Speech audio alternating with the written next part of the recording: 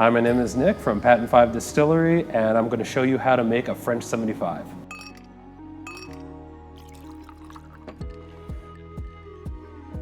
The French 75 dates back to just after the First World War. It is gin, lemon, sugar, and topped up with sparkling wine, and it was quoted as a drink that hits harder than a French 75mm cannon. Because it's one of those classic cocktails, you can't really go wrong at any time. It's great to start a night, but it also takes the place of times that you would have Prosecco or Cava or any sparkling wine. So celebrations, New Year's is a great time for that. Anytime that you want to really have a celebratory cocktail, a French 75 is a perfect stand-in for that. Today I'm going to be using our Purple Blossom gin instead of a typical London Dry.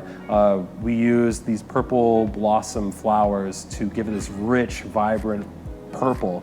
And when it's introduced to any acidity, it actually lightens to almost like a nice indigo. And it's a really nice way to just turn a traditional gin drink into something that really looks stunning. French 75 is 1.5 ounces of gin, a 1/2 ounce of freshly squeezed lemon juice, 1/2 ounce of simple syrup, shaken for about 15 seconds in your shaker tins, and then strained out into a flute and topped with Prosecco, Cava, any sparkling wine that you like.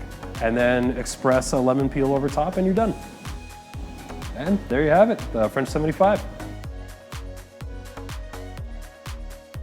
Hi, if you enjoyed these cocktails, feel free to check us out at patent5.ca. You can find the spirits and the ingredients for those cocktails online, or if you happen to be in the neighborhood in the Exchange District in Winnipeg, we're at 108 Alexander Avenue.